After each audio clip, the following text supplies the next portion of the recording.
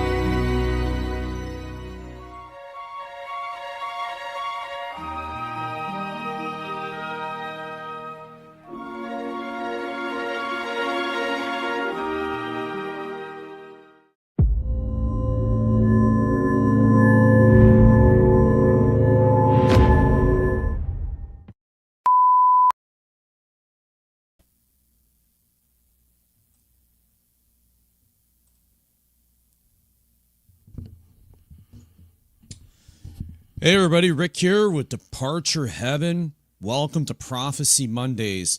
It's a weekly show we have on every week at this time, 8:30 p.m. Eastern Standard Time. I am Rick, your host. We will be on for the next 2 hours. We will have panelists on tonight with us. They'll be joining us shortly. In the news, folks. Well, before I start, please subscribe if you're new here, and welcome too if you're brand new to this channel. Please subscribe. It takes 2 seconds. It's easy. Just click the button. That's it. Left click on your mouse. Free. It doesn't charge. We don't charge for it. YouTube doesn't charge either. Hit the like button. It helps the YouTube algorithm. Also, share the video everywhere. The more views we get, the more people we can reach right now, folks. Please do that right now. In the news, folks, you're seeing it everywhere. NATO is getting fully involved in this war. And now I believe, in my opinion, they are. Okay.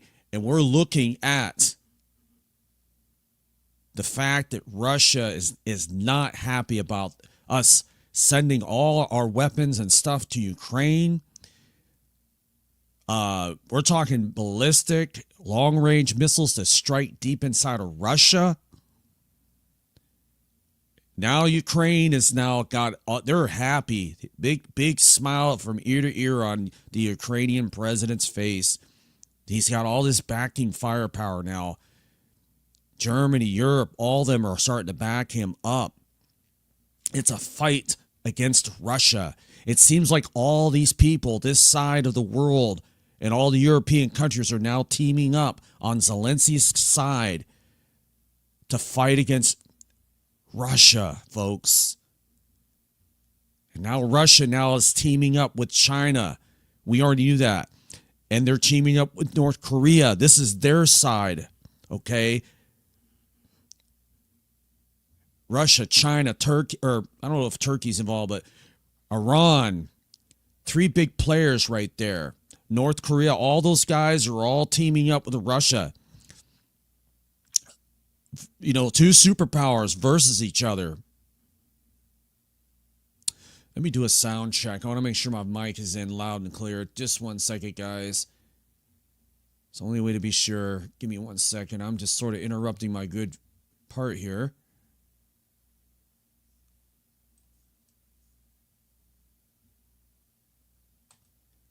Okay, I just heard myself. Okay. Yeah, those 2, Russia and China, all them, they're on that side. 2 sides get ready to collide. Okay? Do you see the formation beginning here, folks? Nuclear war is the last phase of this war. We believe that it's getting ready to pop off. Trump has given a deadline for Putin to stop attacking Ukraine, to get out, put up all your weapons and pull out and get out now. They're telling them to leave now. And guess what? Putin's like, they had a phone call. Trump has been talking to Putin. Every time he hung up, the very next hour, there's more missiles coming out of Russia hitting Ukraine. And that is what is happening. Putin is not going to stop, folks. Do you hear me? There's never no stopping Russia. Russia's going all the way. They're going to take it all, folks. And if you look at a map of how much they've taken, they've only shaved the outer part of that country. They got all the rest of that to go. Okay? Well, Russia has came out. Their right-hand men, Dmitry Medvedev, and another guy, I forgot his name already. These names are hard to pronounce over there, have said that we recommend that Putin do a preemptive strike on the U.S. and other countries that are helping us with nuclear weapons, folks, because what other missiles are they going to use? They won't reach here. And just to show you that sooner or later, folks, the time is going to come where Russia's had enough and they feel like they're being backed into a corner. Okay? They feel like they're going to be backed into a corner so far. Like you take a stick and push a bear to the back of the cage and he has no way of, getting out. He's going to start fighting with everything he's got because he thinks his life is in danger. It's kind of like where Putin's starting to be at right now. When everybody starts teaming up on Putin, Putin's even said it himself that he is ready to use nuclear weapons on the world. He's ready to do it now. And what would a nuclear war look like, folks? What would it look like? if we had a nuclear war. I got these shocking videos. I just want to show a little bit of each one before I bring in my panelists. I don't want to do it while they're on because we're all going to be talking in depth discussion about tonight's topic. So I don't want to do that in the middle of everybody when they're all talking. So I get it all out of the way now. But, you know, the news is here. I'm just going to show you what YouTubers are saying before I get into those other videos. I won't take long. I know the panel. I just want them to just join me now. Putin's new plan message for Trump. Putin shocks Trump with an unbelievable war plan. Attacks Ukraine with deadly missiles. As you can see, you know, let me start showing some of these things right now, what they're showing. This is getting real, folks. It's going to the next level. Okay? And, you know, people need to realize where we sit right now. All right, hold on a second. Let me remove this from the studio here. Give me 1 second here. I'm a little limited on what I got here. Times Now World. Go ahead and check them out. But listen to this. Putin lied. Putin shocks Trump with an unbelievable war plan. Attacks Ukraine with deadly missiles. Include endlessly, but to put an end to it. But the signature of legitimate authorities should be there. Otherwise, the next one will come and say, throw it all away. But this is not possible because we are solving serious issues. Therefore, I do not refuse this, but a lot of work must be done. And finally, the most important thing. Well, maybe not the most important thing, but it is important. Before the conflict began, we asked the Ukrainian authorities to implement all the Minsk agreements. They refused. Then a special military operation began. As soon as it began, we told them, listen, let's withdraw our troops from Donetsk and Lugansk republics, which we recognized as independent states. And that's it. It will end tomorrow. No, we will fight. Then some time passed. I have already said this publicly. One of my Western colleagues asked me, could you imagine that this is the Kherson region, this is Zaporizhia, you fought for Donetsk and Lugansk. This has nothing to do with you. I said, well, such was the logic of the hostilities. I'm going to end that one. I'm going to go to the next video, okay? All right, guys. This is a person I've subscribed to. His name is Steve Ram. Check him out since I'm using one of his videos, okay? Check this out, folks. And Putin, your turn is coming. You know, Donald Trump is the Scotty Scheffler of American politics and foreign diplomacy, and he's about to put a whooping on your ass. There you have it, you guys. So coming out today, in the past couple of hours, I'm going to share with you what's going on here, and that is that the United States, we're hearing today, July 21st, 2025, take a look, sends Patriot missiles, and NATO vows a urgent response. This is happening right now. The U.S., Germany together are sending over these missiles. Take a look.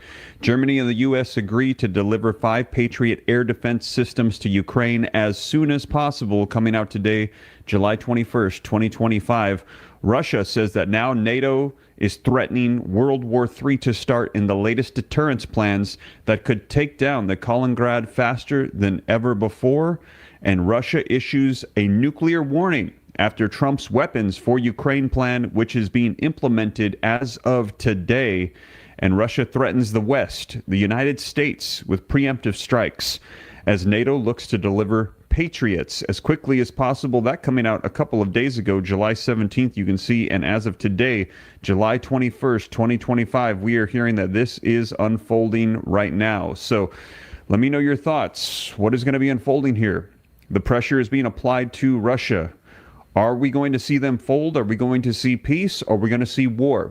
Drop your thoughts in the comments, war or peace. Let me know What do you think is going to be happening next? But we're hearing that Donald Trump had put that ultimatum on Russia saying you have 50 days to come to a ceasefire agreement with Ukraine. And if you do not, we're going to be sending over weapons to NATO to give to Ukraine to use against you. You will be hit with U.S. missiles along with secondary tariffs of 100%, to which within 48 hours, Russian President Vladimir Putin said, you are provoking a preemptive strike, nuclear attacks, potentially World War III. And now we're hearing just a couple days after that, Donald Trump coming out and saying, all right, the United States, Germany, send those missiles over to NATO to send to Ukraine to use against Russia. So July 21st, 2025, we are seeing a major escalation unfold here before our very eyes. And I'm seeing war pouring into the comments, and we will see. And as we saw in the headlines, they are saying this is potentially the beginning here of World War III. The warnings are coming out. Now, if we're going to be going to war here, I'm going to keep you up to date on. All right, guys, hold on 1 second. This thing is still playing. Okay, guys, you saw that. That's news from today and a few days ago. It's alarming. I get it. And for some of you, you're probably getting a little scared. But you don't have to be scared, folks, because if you have Jesus in your heart, we're going up in the rapture. You think that God is going to put his church through a nuclear war? No, when the bombs go down, we go up. And before they even touch that red button, they're going to get us. God's going to evacuate the church and stop it before it goes there, because we can't have a nuclear war, because it will ruin the entire plan of the 7-year tribulation. The Antichrist can't rule a world that's all blown up and people dead everywhere. The mark of the beast, how's all that going to fit in and work? That won't work if everything's all blown to pieces. So we know that God is going to get, because the Bible says that we will have peace for the first 3.5 years. How can you have peace if all the war's been blown over with nuclear weapons already? So that's how you know the rapture is getting ready to happen. And the deadline ends on September 2nd, I believe, or the 1st. And I notice how it aligns up with September, folks. You can't make this up. This is the year, folks. Jubilee year, 2025. If he's coming this year, a lot of people think it is because of that 50-year mark. That explains why we're seeing all this, folks. And I said if it's going to come in September, which I thought God would wait all the way to September, the high feast holiday, this is the last open window for the rapture to happen in 2025, that it would line up, this war, nuclear war that will start, will line up in September, probably a few weeks before its 23rd. And sure enough, the 1st is the deadline that Trump drops the deadline on that day. The alignment is right there, folks. Do you see it? God is dropping us a hint that I think we're going home this September. Because if he doesn't intervene, by that time, bombs are going to start dropping everywhere. We've seen how World War II happened, okay? You know how it started. It's in your history. And you need to see all the war fronts opening up everywhere in World War II. Germany's hitting that area of the country. Over there, these guys are bombing this guy. Oh, they're sending planes, the flank and all that stuff. We're seeing that same setup right now before World War III starts. We're seeing the beginning stages of it, the build-up, the wars that are starting off in a small area.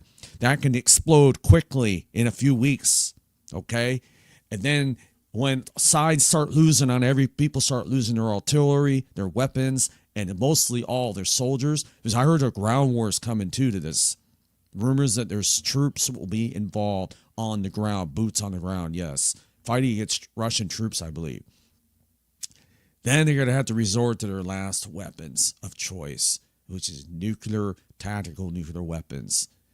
The mushroom clouds, you see the sun come up? Well, that day that happens, you're going to see more than just our normal sun come up that day, folks. You will see many suns coming up. Nuclear bombs, when they go off, they match the temperature of the surface of the sun at that moment that cracks that blast. Just to give you an idea, I'm going to play a little bit of videos. Panelists, you have to just wait a little bit. I want people to get this. This is nothing short of terrifying to watch, what I'm about to show you. Now, you're messing with the wrong country, to be honest. Russia has the biggest nuclear stockpile in the world. And they also got some pretty big goodies up their sleeve, which I'm about to reveal to you right now. Okay? China's got some real nasty warheads too. Okay? Hold on a second here. Okay, hold on. Yeah, this is one of Russia's missiles that they got waiting for us in case we really piss them off, which we're about to here in a couple weeks. They can drop one of these on us right now if they wanted to. So I'm just going to show you this right now, folks, okay? You know, you do not have to be scared, okay, while watching this, because if you have Jesus, we're protected. We're going home before this happens. It won't happen because it can't, because, you know, I just told you earlier. Hold on a second here. I was clicking the wrong button here.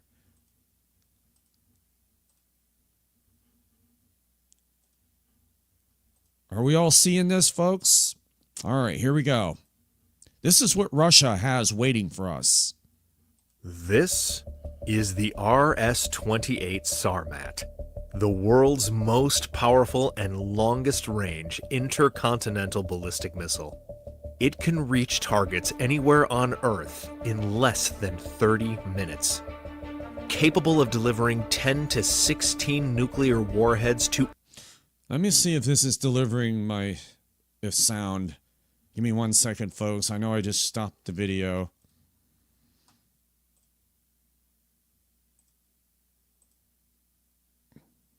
Hold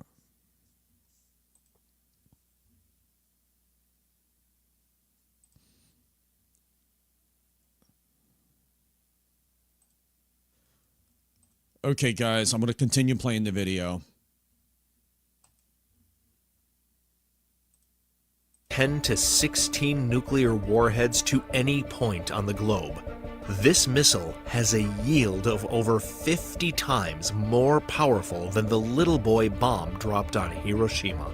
This extraordinary speed is a key factor in its effectiveness. Today, we're going to dive deep into how this powerful weapon actually works.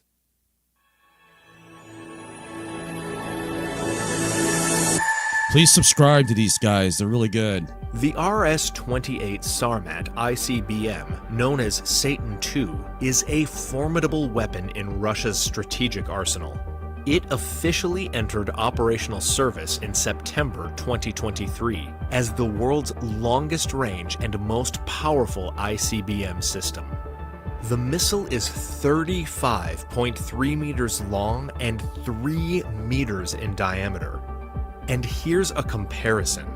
Here's how it stacks up against the size of an average human. The missile can be stored in underground silos or mounted on mobile vehicles, always ready to launch at a moment's notice. But launching it is no simple task. It starts at the highest level, with the president or military leaders deciding when to launch based on strategic needs. Once that decision is made, a secure launch order is sent to the Launch Control Center. This order is encrypted and requires verification. At the Launch Control Center, officers receive the order and verify it using secure codes. Both codes must match before the process can proceed. Then, the target coordinates are entered into the missile's guidance system. This system calculates the best flight path to reach the target.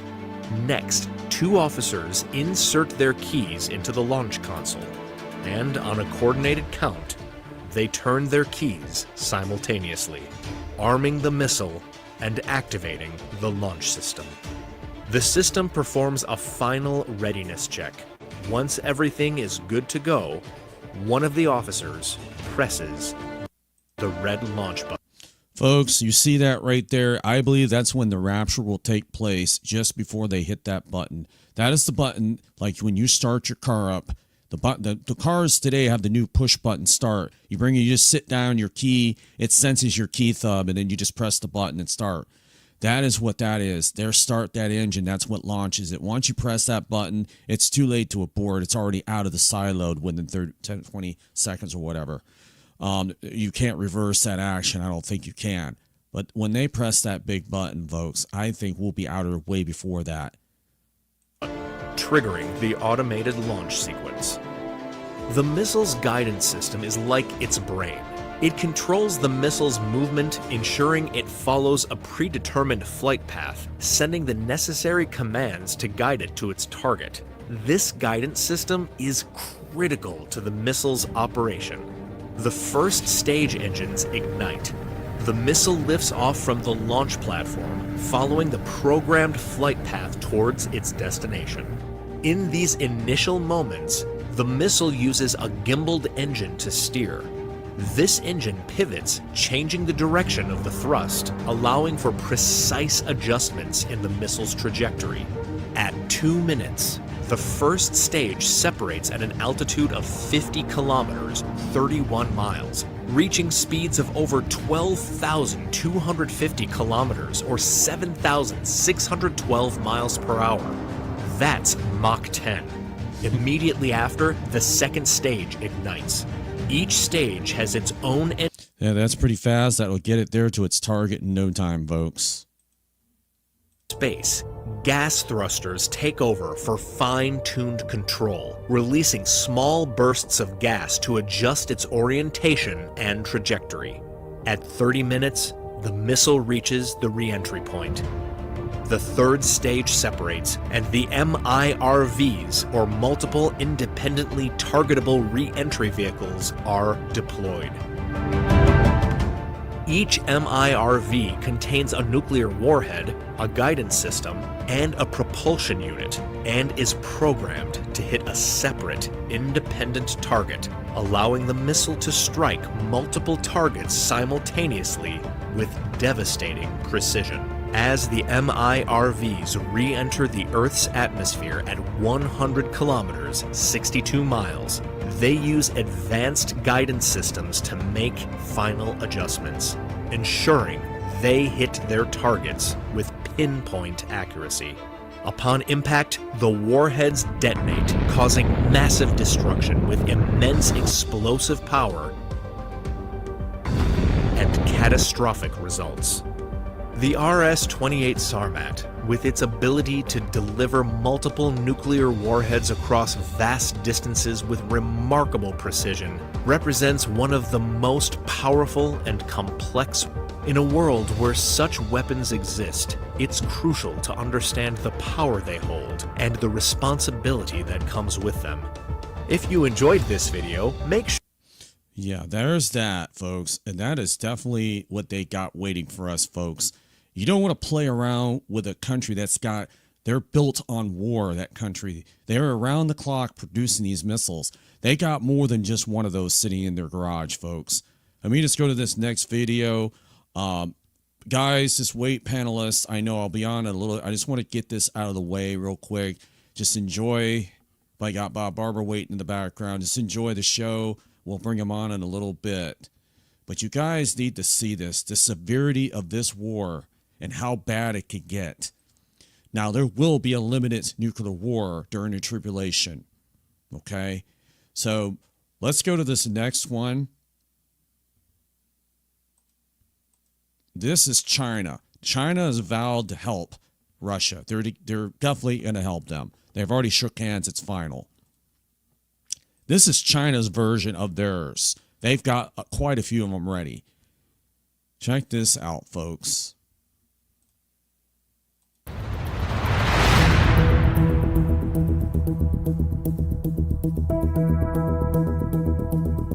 China just revealed a weapon that can strike New York City with nuclear warheads 200 times more powerful than Hiroshima.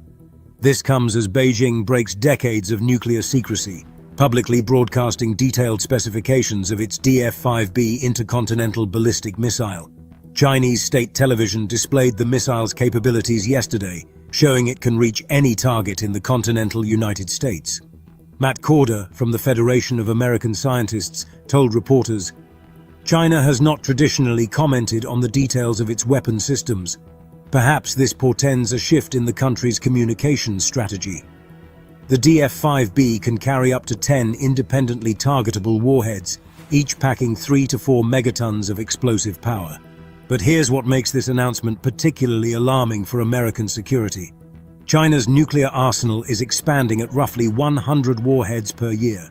Military analysts report Beijing has constructed 350 new ICBM silos across its territory. By 2030, China's nuclear force could match the United States and Russia in size. The timing isn't random. US-China tensions over Taiwan have reached their highest point in decades. American missile defense systems continue deploying across the Indo-Pacific region. China's message is clear. We can hit your homeland. Former PLA instructor Song Jongping explained the significance. Without the DF-5B, China wouldn't be regarded as a nation with credible intercontinental strike capability. It was instrumental in China's emergence as a nuclear power. The missile specifications are sobering. Range 12,000 kilometers, accuracy 500 meters, launch weight 183 tons. This puts every major American city within China's nuclear crosshairs. Andrew Erickson from the US Naval War College decoded Beijing's strategy. Beijing's goal is to show that it can match or exceed its adversaries on each rung of the escalation ladder. China has capabilities its adversaries either don't possess or are more hesitant to use. The Pentagon welcomed China's pre-launch notifications as reducing risks of miscalculation. But defense officials privately expressed concern about this public display of nuclear muscle. China's traditionally kept its nuclear arsenal under tight secrecy. This sudden transparency sends a deliberate message to Washington. The reveal coincides with Taiwan closing its last nuclear reactor. Beijing sees an opportunity to project strength while the island becomes more vulnerable. Chinese journalists... Hold on, guys. We got one more quick video we're going to show, just clips of it, and then we're going to get on with our panelists. Okay? It's only 9:04. We got time, guys. Just hold on, all right? Hang in there, Bob. We'll be on in a second. I had to show this, guys, because I saw this and I was like, wow. This channel here is a really good channel. Here, another one I'm going to subscribe to. I haven't done it yet. This is the one that's really terrifying to watch. Okay? If y'all could see that, yeah, okay. Listen to this. Here we go. The true scale of modern nuclear weapons.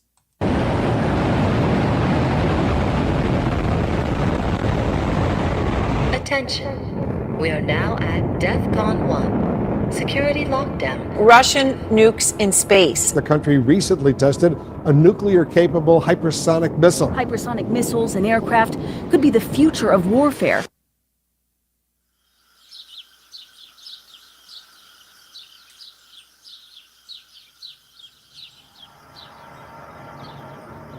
One of the most powerful nuclear weapons in the world is the B-83 nuclear bomb, the heavyweight of the US arsenal.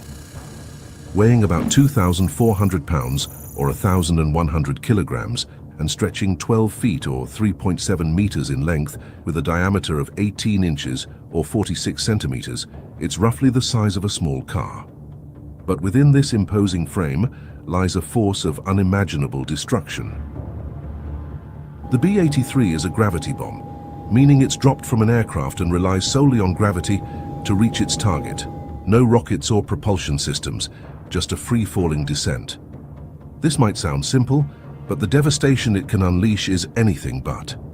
Carried by strategic bombers like the B-2 Spirit stealth bomber and the B-52 Stratofortress, the B-83 can be delivered deep into enemy territory. With a blast yield of up to 1.2 megatons of TNT, the B-83 is approximately 80 times more powerful than the bomb dropped on Hiroshima, which had a yield of about 15 kilotons.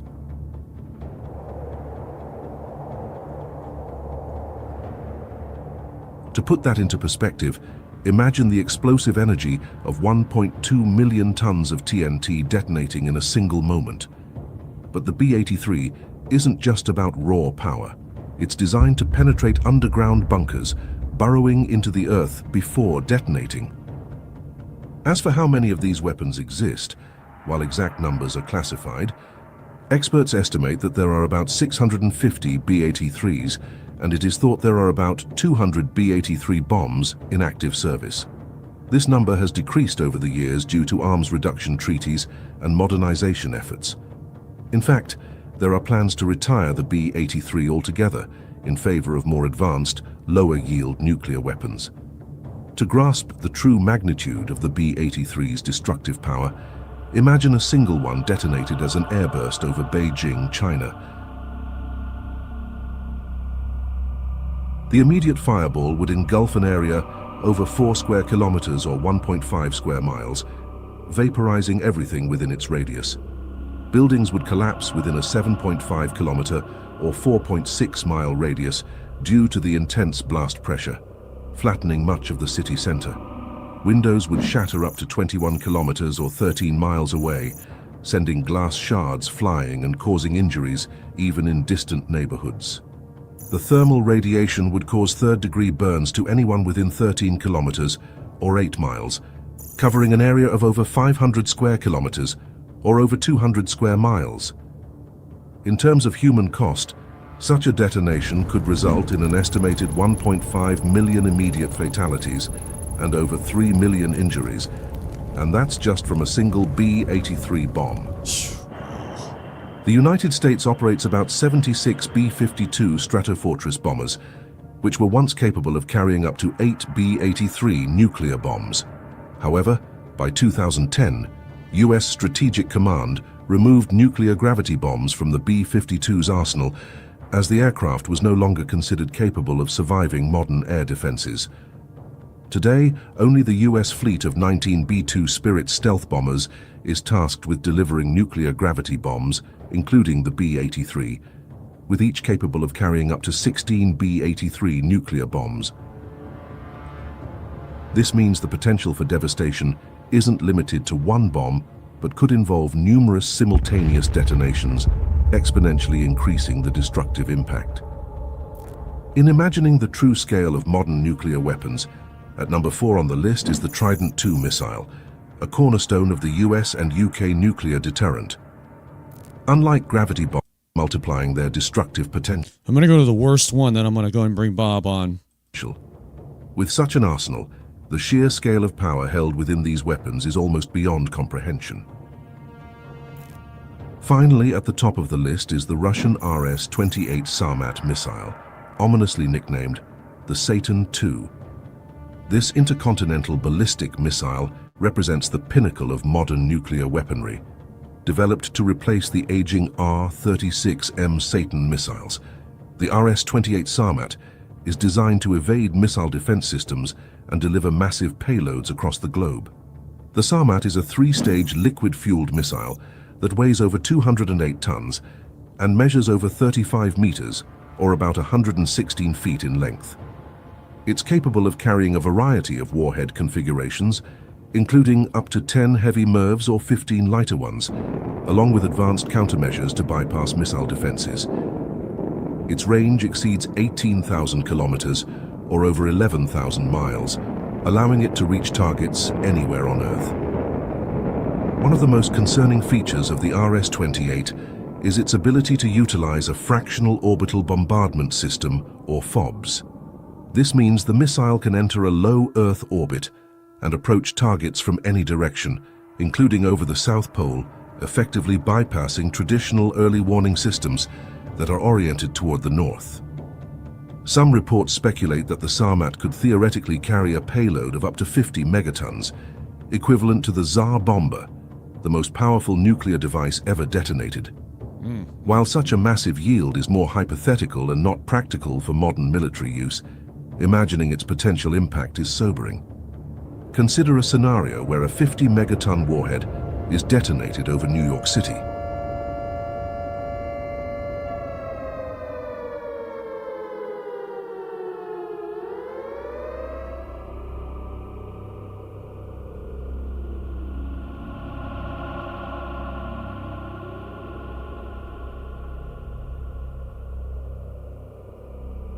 The immediate fireball would engulf an area with a radius of over 5 kilometers or over 3 miles, vaporizing everything within 83 square kilometers or 32 square miles. The intense blast wave would cause heavy destruction up to 26 kilometers or 16 miles away, leveling buildings and structures in more than 2,000 square kilometers or close to 800 square miles. Third-degree burns could be inflicted on people up to 60 kilometers or 37 miles away, covering an area of close to 11,000 square kilometers or over 4,200 square miles. The human toll would be unimaginable. Estimated fatalities could exceed 7 million people, with over 6 million more injured. And this is just from a single RS-28 Sarmat missile, assuming the theoretical payload of 50 megatons of TNT. To put this into perspective, when the 50-megaton Tsar bomber was detonated in 1961, the flash was visible as far away as Norway, over 1,000 kilometers from the test site. Similarly, a 50-megaton explosion over New York City would be visible with the naked eye all the way to Columbia, South Carolina, nearly 1,000 kilometers away. But what does all this mean for us today? Despite Russia's impressive arsenal on paper, recent events have cast doubt. All right, that's enough of the videos, guys. Science Time, subscribe to them. I just did now. As you can see, guys, this is serious. That is what Russia owns in their payload. They have a whole arsenal of those missiles that you just saw there. You can see it all the way from North Carolina, the bomb, the flash, not the flash, but you'll see the sky light up like it's the sun. That is how big this bomb is and how big those explosions will be. Okay, guys? You getting it? You getting it, folks? You're messing with a country that's got these things waiting in their garages to shoot at us. That's just one of the warheads they got on that thing. It carries up to 12 warheads, each 50 megatons. Okay? That's like 40 Hiroshimas in one warhead. Okay? And unleash that payload. If they launched maybe 5 of those, they could wipe out the entire United States completely to the ground level, killing all 4 billion people in this United States, or whatever the max amount of people. They would level the United States, just that alone. Not to mention their 4,000 regular ICBMs they got in the ground too, on top of it. And we want to pick a fight with Russia? Are you serious, Trump? Are you out of your mind, dude? It's like a little dude going up to a whole bunch of bouncers that are like 7 foot tall, and a little kid like that, only 5 foot, just coming up pushing on him. That is almost on. I'm not knocking our military. We have a good arsenal of weapons, and we have a nice setup of nuclear weapon. But we would probably get whooped badly with these RS-28. The RS stands for Russia, I believe, and the 28 is just the model number. But you know what, guys? I'm going to close with this before I bring Bob on. That this is nothing short of amazing. The Lord is not going to let us go through this nuclear war. We're going to be raptured before it happens. Before they press the button, we're out of here. Now, there will be a limited nuclear war during the tribulation. We believe there will be. It may not be as devastating. Remember, the 7 years has to progress. If there's something like that happened, it would end the 7 years really quick. Nobody would be able to survive that. All right, guys, I'm sorry. I don't normally show lengthy videos like this on my show, but I wanted you to show you how the seriousness, the magnitude of what we're getting into. We're pushing Russia right now, folks. We are pushing them. Okay? Pushing and pushing and pushing. And all Putin has to do is give the order to launch one of those RS-28 missiles at us. The Great Satan, that's what they call it. And that's it. A payload of 12 warheads could be opened up on U.S. New York is preferably one of their targets. I also saw a demonstration video from Russia. It showed Florida being hit, where I'm at. Thanks a lot, Russia. Could have used another state for your demo. But, okay, guys. So, guys, if you didn't see those videos, you can watch them. They're not as short of terror. It should be terrifying to a non-believer. Okay, guys, we have one panelist joining us. I know another one was waiting. Derek, you can come back now. We're bringing in our panelists. Okay? How you doing, Bob? Sorry about that. No, I think people need to know exactly what's coming our way. Good. I'm interested in all that stuff and how they build them, and and the technology that they're using now, those are more modern nuclear weapons. Yeah. Okay, because the old ones, they just have like this much thrust. They're not guided by satellites. All the older ones, they don't just this much thrust. It'll make it over the Atlantic, land somewhere. But the newer ones, though, they have to be guided by. Well, I'm assuming they're guided by satellites. They have a guided system in it built into the heads, even inside the little payloads of the warheads. Those little that is so. What's really disgusting is the amount of effort and money and knowledge and everything that went into building weapons of destruction. Yeah. We could have built these cities that connected ocean to ocean and flying cars and had ultimate prosperity. Yeah. And the most incredible everything. And no, what they decided to do with all of our money was two things. One, build weapons of mass destruction. And two, build underground cities for themselves. So they go underground and they can restart society and they can get rid of all of us useless eaters. Okay. And that's what they're doing. Unfortunately for them, my Bible says that they're going to call out for the rocks to fall on them. So those cities aren't going to save them. Those cities are going to be destroyed underground. So any of you people think you're going to need under the ground and hide from this stuff? No. You haven't heard a little thing called the 6th seal earthquake. The 6th seal earthquake will cause those rocks to fall on you. Okay. So keep that in mind. Hey, brother Derek. Hey, how are you? He was having internet trouble, guys. I thought he left because of me playing videos, but I knew he wouldn't do that to me. No, it's storming out really bad where I'm living right now, and the internet's just been in and out, and it's got to be something with the internet provider because I've got Wi-Fi going, but I also have a Cat 6 connection, and it was on my Cat 6. It was even going out, so here I am. For how long, I don't know. Did you see these videos I played? These alarm I was seeing some of them. Yeah, I was catching clips of some of them. Like big bombs. I'm talking about compared to a little sparkler, little bottle rocket, compared to like the Disney World style big boomer fireworks. These things are devastating, and they're just waiting to push the button to launch them at us right now. If the Lord wanted to, He could allow this nuclear war to happen at its greatest scale. And everybody will be dead. Guys, that's why you need to have your stuff ready with Christ in case something happens. Even if just one goes off. And you, Bob, you know it. If one nuclear goes off, one warhead, one target, that's it. We're out of here. And those people that all died in an instant. Yep. That's the one thing. I always have those three things that I'm looking for. Okay. It's either one, a grid down, two, a nuclear war, and three, I forgot what it was now. It'll come back to me, but because I've been so focused on this nuclear war here. Power outage. Down, okay, because of anything I'm looking for the rapture, you got to have a grid down. Because the grid down will come back to me. Because the grid down, it's been a long day.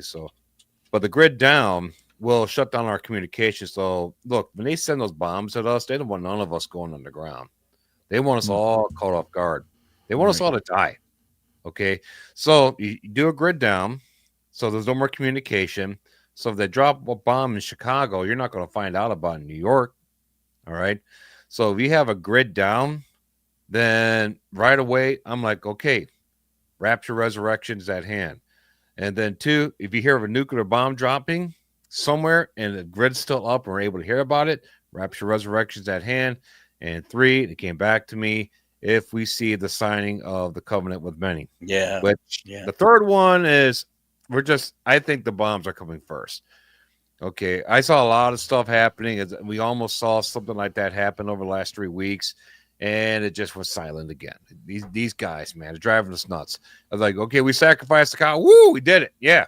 All of a sudden, back in the dark again. And just not talking about, we're going to do it again. We're going to do it again. We all know you guys sacrificed a real cow.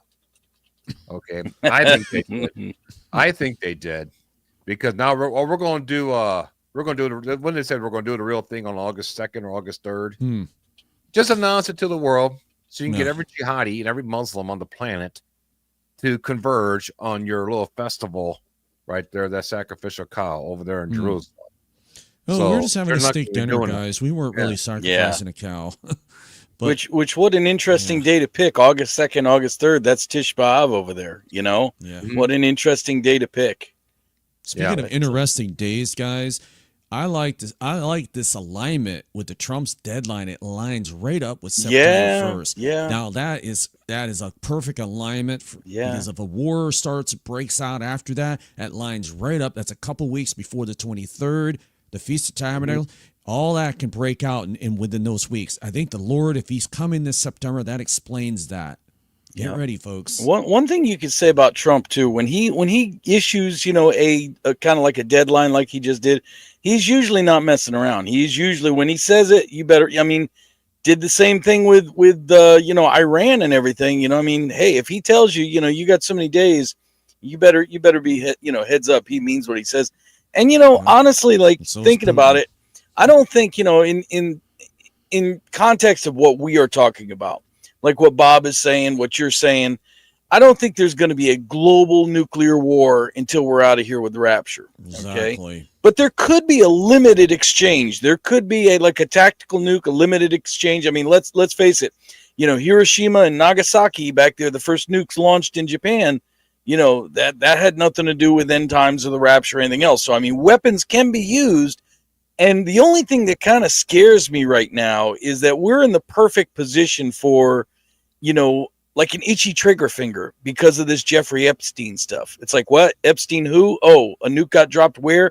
That whole Epstein thing would just go right under the rug and get just brushed away if a nuke fell on somebody. Distraction. They need it. And look, folks, it's funny how both are coming about at the same time. Trump's like, you know what? Just send a nuke off and everybody will forget about it. Just do it. And they'll be like, really? I'm going to shake his hand. If Trump is in heaven, if he makes it up there, I'm going to say, thanks for doing all that. You just got us out of here a lot faster. Thanks, man. Mm-hmm. It's interesting, too? It's 80 years exactly this year since they bombed Japan with the nuclear weapon. Yeah. 80 years. Another alignment right We're there. looking for 80-year generation. I'm just saying, 80 years, new beginning. What are you going to have with the new beginning? We're going to have a new bomb being dropped on the civilian population, separated by 80 years. Okay, so there's another thing that we're looking at. Another interesting thing I've seen, this video, it's probably is making around the circles right now, the Christian circles, and I don't know if you guys seen it yet. Is brother in the Lord. His name, I didn't see the whole video. I just saw a synopsis of it.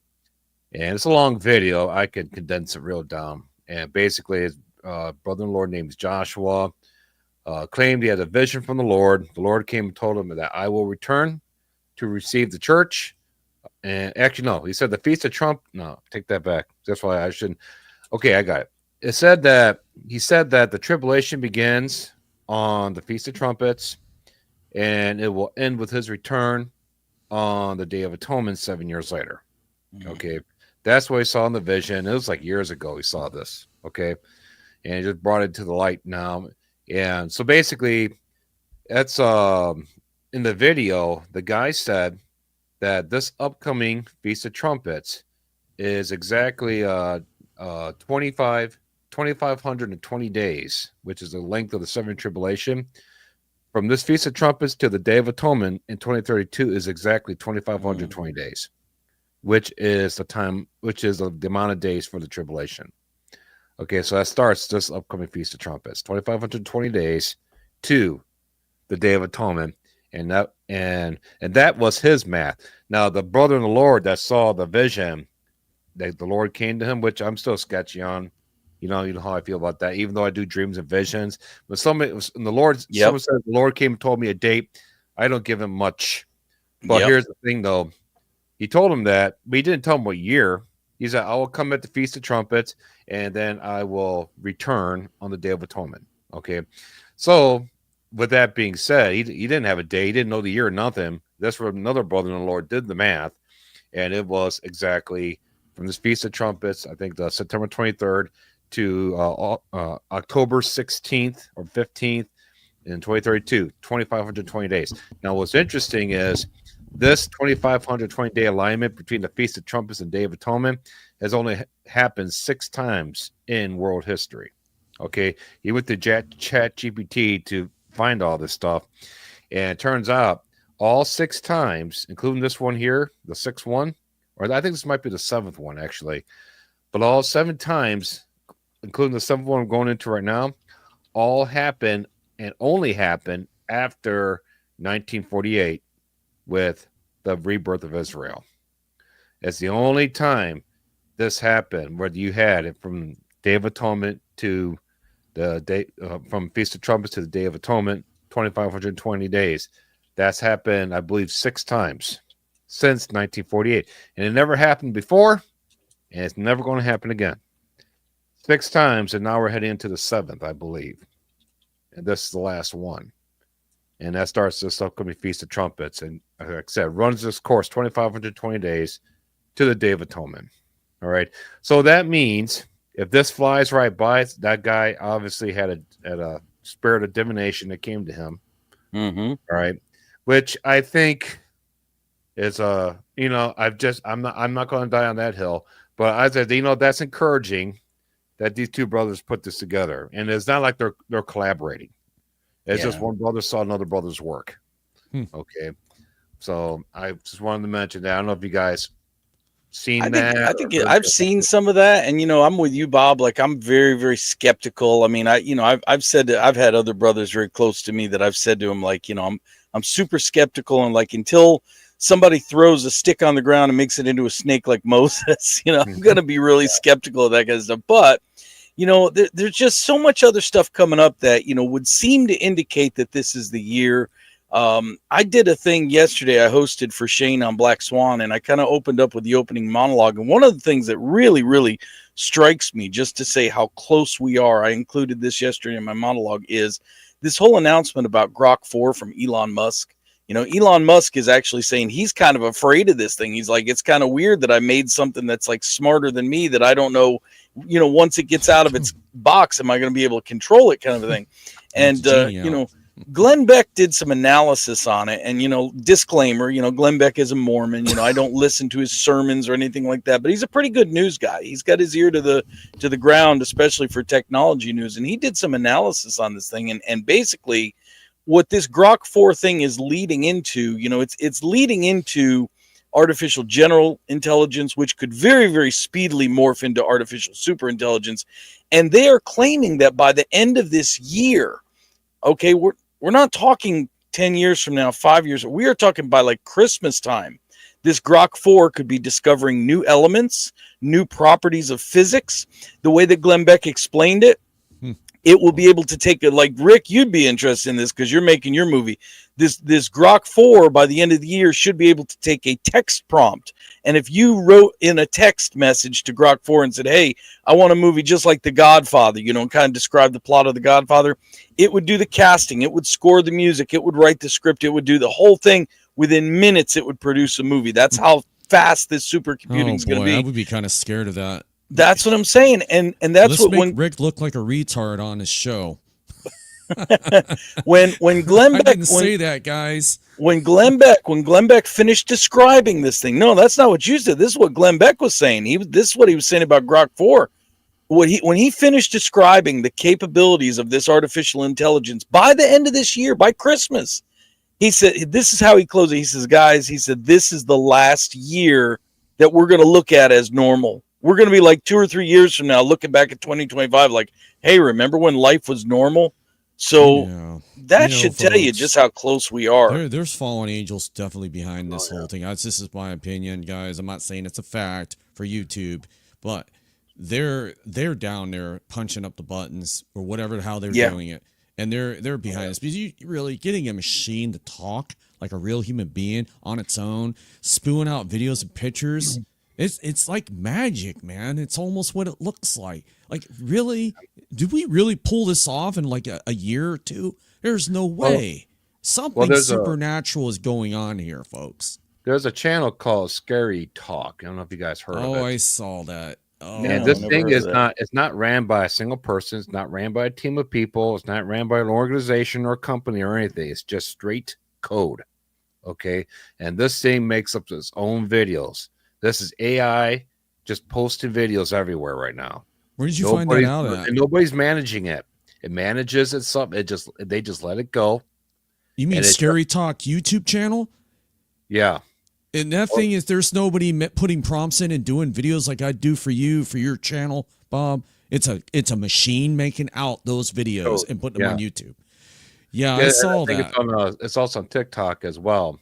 And it's called Scary Talk, TOK. No, I saw it. It's it's just straight up code. It's a totally autonomous. It just does everything on its own. It makes up its own storyline. Well, how did he get it to do that? Somebody had to set up or something. That's where it's like you're starting to get into all this really like dark. Man, that's like black magic, digital magic. Right. Yeah, so nobody, they just let it go. Someone put it together, set it up, but then the thing it just stinks on its own. Posts videos. It looks for stuff that goes viral and stuff like that. Like the picture of that astronaut that was having an affair. Mm-hmm. Okay.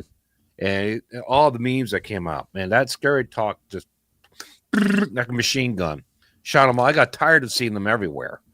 Okay, but this thing is like shooting them all out, and it's just whatever becomes popular that takes it and it just beats everybody to the punch now.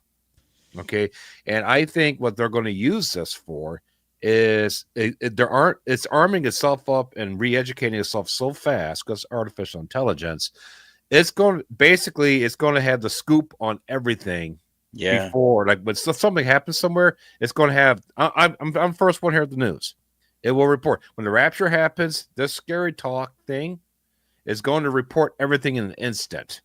Because look, it's listening to us, it's listening to the old internet, and it's looking at like movies. Well, now that you said Scary Talk, you set my channel up. Now that Scary Talk's going to make a scary face out of me, and I said I don't look like that, guys. Yeah, I'm just saying, but it's educating itself, and it's become so fast. Eventually, it will be like I think what they're setting up to be. They're setting up to be like the only content creator that would eventually be accepted. Everybody else, no. Only Scary Talk gets to make videos and be the news for everybody. Yeah. Remember the AI God thing you put up last week? Mm-hmm. People are going to say, "Oh, that's the AI God talking." Scary Talk. Hey, that whatever it says is true. It's the AI God. We got to listen to it. Well, I'm gonna share their channel. I'm not gonna play any of their videos. They're too graphic. But here's their channel, folks. If you want to go look at it with caution. Okay, I've seen these videos. They're very, very graphic. They look like Hollywood movie professional style videos. It's nothing short of the truth. It's pretty much what goes on in hell. It's pretty accurate to me, I think. I've never seen anything like this. This is worse than Hellraiser put together by 100-fold. It's very, very graphic. So that's the channel. This is the very first YouTube channel that's actually ran by demons. Directly by demons, not somebody puppeting a person. Well, to be, this channel started in 2008, right there, Bob. It started in 2008, but it didn't get taken over till this past year. So it probably handed the code over. So guys, take over my channel, and that's what it did, folks. And it's terrifying. This whole thing is just a terrifying channel to look at. Look at all these videos; they're just terrifying to look at. And now, one thing about Jesus in there in a positive manner, man. You can go through all those videos. If it says anything about Jesus in there, if you search anything, it'll be something upside down cross. I'm pretty sure. Yeah, there's people that glorify that darkness. You look at I looked at some of his videos, and these things, you see them walking towards you, and they got these skinny, big, tall horns coming. They're like 3-foot horns. And things got a robe, and I think he's using VO3 now because these things are all alive and they're talking now. And they look you right in the eye, and they go, "You haven't seen what this quarter of hell is going to look like." And they're all chained. You see thousands of people in chains walking into this hill towards this dark tunnel, and then you see another scene where people are chained to the ground, being eaten alive by creatures, these small creatures, and they're screaming, going like this, and it's just terrible. I said, that's what's going on in hell, folks. Remember, the hell said the worm never dies. It's a place of gnashing of teeth. There's constant torment. They say there's millions of people there, which we know, and you're not hearing one scream. You're hearing screams from all directions and it's millions of people screaming at once. And they found somewhere in Russia, I think they said they found a hole, and they heard something deep down. It's the deepest hole in the earth. They heard, it sounded like thousands of people screaming. It sounded, and they got recordings of it on YouTube. It's very terrifying to listen to, by the way. It does sound like people screaming. That might just be a little opening from hell. And believe me, the Lord will allow this because he wants people to be scared of this place. That way, you scare the hell out of somebody. Oh, I'm scared. I don't want to go there. How do I not go there? Jesus Christ, folks. It's plain and simple. You believe in him and accept him, what he did for you on the cross. Now, if you want to watch Scary Talk videos to get saved, go ahead. Go watch Scary Talk. If you're watching this channel and you're not saved, go watch Scary Talk for the next couple days. I guarantee you'll be thinking twice about your salvation. Oh, I don't want to be there. Everybody in the comments, move on. We're going to give them nightmares tonight. Good. You have a nightmare. Go ahead. You know what? It serves you right, because if you're not saved, maybe you need a nightmare to scare you into believing. I would rather be scared into going into heaven than to be flattered and sugar-coated into hell. You know? Well, that's very true. Russia's not playing around. They're getting ready to off one of those nukes. They may shoot that Satan at us. They could do it. That's 12 warheads that they can hit. And they have to, when that thing opens its front, and you saw the video about it, opens, all warheads have to come out. They're not just going to open one. Also, all those other warheads will be wasted.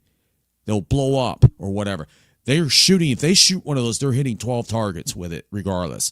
New York is on there. They're going to probably hit the first 12 major cities. L.A., New York, you name it. But, something tells me the Lord's not going to let that fly with his church here. Because we're talking millions upon millions dead that will perish. And a lot of those people probably weren't saved. Not to be mean, but majority of the world isn't saved right now. We know that more the gate is narrow to heaven. Mm-hmm. I had a very interesting thing happen to me a few days ago. I actually had a vision. It was a vision within a dream. And if you know that is, it's like you're dreaming. Everything's just moving and moving. And all of a sudden, everything starts to slow down and become clear in your conscious, where you can think straight and you're not all over the place no more. You just kind of quite nice and calm. And you're like, what's going on? Okay. And in this dream, vision I went to in the dream, it was actually, I saw my stepdad that died a couple years ago. All right. And he was coming down into this big kitchen at my mom's house. The place wasn't even my mom's house. And I'm getting to a part, what I saw in the dream kind of pointing at the timing of the rapture. Okay. So he comes down and then he's standing there and I'm like, Mom, it's Carl. He's here. Okay. And she's not paying attention. I was like, I'm walking up to him. I'm like, I know you're dead. I know you're dead. I was like, what are you doing here? And then he's sitting there quiet. And I remembered the Apostle Paul told us to test the spirits. I go, did Jesus come in the flesh? I asked him that. He said, Jesus came in the flesh. Looking at me. I was like, all right, what do you got to tell me? I know you're here to tell me something. He told me to continue preaching to my family, continue preaching the gospel, because there's some people who are not going to make it. All right. And he was telling me this as he was getting his lunchbox ready because he was leaving for work. It was strange. He's like, his big old fashioned black lunchbox, and he had button-up shirt, blue shirt, pants, like a old truck driver or something like that, And that's what he used to do, actually. And he was walking out of the house, all right. And he told me, he said, and he told me, and reread the prophetic books of the Bible. Everything will be fine. And I'm like, I remember that because I remember the Lord told me to read the prophetic books of the Bible when I launched my ministry. It was 12, 13 years, 14 years ago. Okay. So I was like, all right. And here's the interesting part. Before he showed up, I was at the door of my mom's house and I was looking outside and right across the street from her house. And there were these big, huge pines. everywhere. But right in front of the pines was this big open area. All right. And what happened was I saw that, and then I went there again. I don't know, it's like twice I went there. And I went there again, opened up the door, and then they all these big, huge trees were in that open area. It was no longer barren. As big trees were there. But I knew the trees were fake. And they did that because they wanted to fill the area in because they wanted to decorate them for Christmas. I just knew that in my dream. They were fake. All right. So like, oh, okay. So they want to fill it in to do Christmas lights on them. Okay. Sounds fair. So when I closed the door, that's when I saw Carl. Okay. So fast forward, he's walking out the door. He tells me, reread the books of the prophetic books of the Bible and everything will be okay. And as I opened up the door, those trees were gone. All right. They were gone again. But I knew that they were going to be put there shortly. All right. And he walks across the street into that barren area, and then he disappears. All right. And right there, I knew. I was like, hold on a second. If they're going to put those trees there for Christmas, and he walked across the street into that barren area before Christmas, that means I just saw a man that's going to be resurrected from the dead. Okay. And the fact that that area wasn't even prepped yet, it told me that this was like a beginning or maybe mid-fall, beginning of fall, something like that, to mid-fall is when this dream ended. Okay. And then after that, I woke up, and it was 6 o'clock right on the dot. And what's strange is when I have prophetic dreams like this, especially a vision within a dream, I always wake up at 6 o'clock, right on the dot, and it's sunny. Okay. So basically what I took away from that is, of course, the message he told me, but the fact that those trees were not in place yet. And they basically, I was like, Lord, why would you show me this barren area, then the trees put in, and then barren again? Why would you show me that? That made no sense in the dream. But now I understood it's the timing, because they're going to put those trees, they're not going to put those trees up and do all that work, on December 24th. They're going to do all that work in October. Okay. Those trees are going to be put up in October. So that when I saw him disappear, that lot was empty. So that's telling me that this is a fall rapture resurrection, because it was a fall timing when I saw him walk across the street and disappear. All right. And it was a final warning, because, I don't think he's going to come and try to warn me. It's like, oh, you got 2 or 3 more years left, Bob. Don't worry about telling the family. You got plenty of time. No. Kids, hey, you keep telling everybody, man. It's almost time. And then he gives me a picture of the fall when he disappears. Wow. Guys, like I said, people are dreaming all these dreams. I've seen more and more videos coming out as we get closer to September. I'm looking at this thumbnail, the digital picture thumbnail on this channel that I subscribe to. Breaking news, 50 days or less till destruction. Russia readies forces for all-out war with the West. I mean, you can't make this up, folks.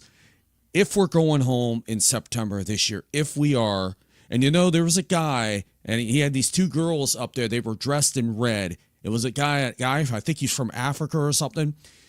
He had an accent, assuming that's where he was from.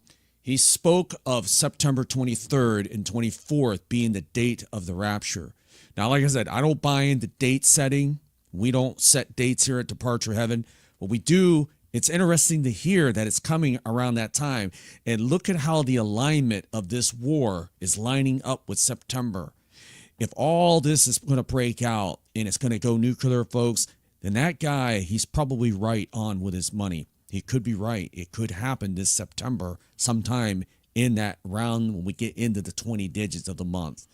I hope he is right, and I'll shake his hand in heaven if he gets it right. I said, wow, what a lucky guy. We can guess the lottery, and people win. Can you guess the rapture? Sure you can. You might get it right, but you'll never know head knowledge of when the actual date is. God won't reveal that to his church, but he'll give us enough hints. He drops the hints on us. Like the signs, of course, but the hints. This year is lining up really good. And Bob, you know that. You love doing alignment charts on your videos. Mm-hmm. This year, This is phenomenal how September and everything is lining up with September. It's like a big climax. It's like this going up on that chart as we get to September. Is September the finish line, folks? Will it be the finish line for all of us to go home? We'll see, folks. Mm-hmm. It has 8 years since the Revelation 12 sign. Keep that in mind, too. 8 as a number of new beginnings. All right. So what happens when the rapture resurrection takes place? We have a corporate new beginning. And the Revelation 12 sign is on an 8-year pattern there between September 23rd, 2017 to 2025, September 23rd on the very day, exactly 8 years. New beginning. So how about that? You know, I think I'm seeing a lot of chatter in the chat about this Joshua and setting dates, and you can see some people are offended at setting dates. And listen, guys, all right, nobody is setting a date, but you know, here's the thing. So, you know, sooner or later the rapture is going to happen. And, you know, I've even heard this argument. I've heard the argument made. I've heard people say, well, stop setting dates because it's going to be on a day that no man knows. So if you set a date, the rapture won't be that date because God will say, well, somebody set that date. Listen, a broken clock is right twice a day. And as the old saying goes, a blind pig finds an acorn every once in a while. Nothing is going to stop the rapture. It's already been established, whether somebody sets that date or not. If they get it right, it's going to be by total accident. Okay. But, you know, God has already established this date, and he's not going to slow it down because somebody took a good guess. So just, you know, get that out of your head. That's all I'm saying. You know, man, guys, stop predicting the date or we'll never go home. Right.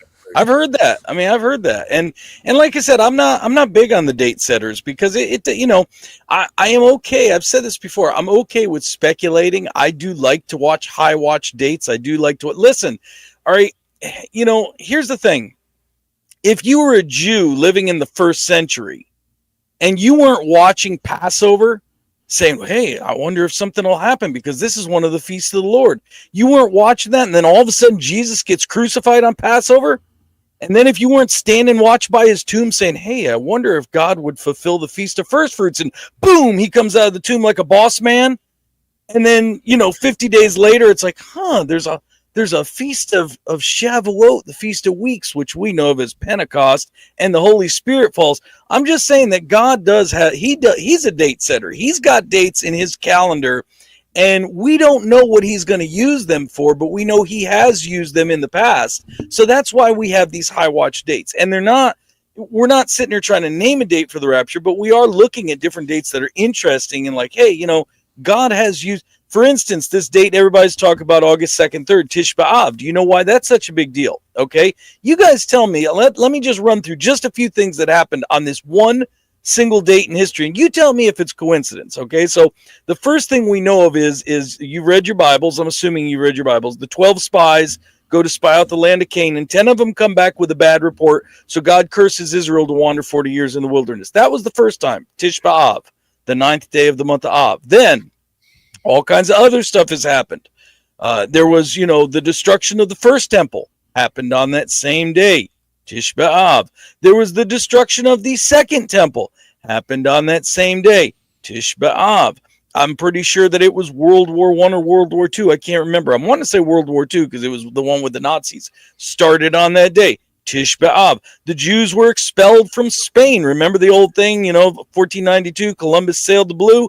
Some people say that Columbus was actually a Jew. There is evidence that he was a Jew because of the way he signed his letters to his son, and that he was escaping Spain because of the Spanish Inquisition, looking for a homeland where his people, the Jewish people, would be safe over here in the New World. When did he leave? When were they kicked out of Spain? Again, Tish B'Av. This date has so many different things that you can't just say it's a coincidence. So this is why we look at different dates like high watch dates, because God obviously uses them. There are no coincidences with God. Now, does that mean that, you know, he's got to have the rapture on Tish B'Av? No, it doesn't mean that. Does it mean he's got to have it on, you know, Feast of Trumpets? No, he doesn't have.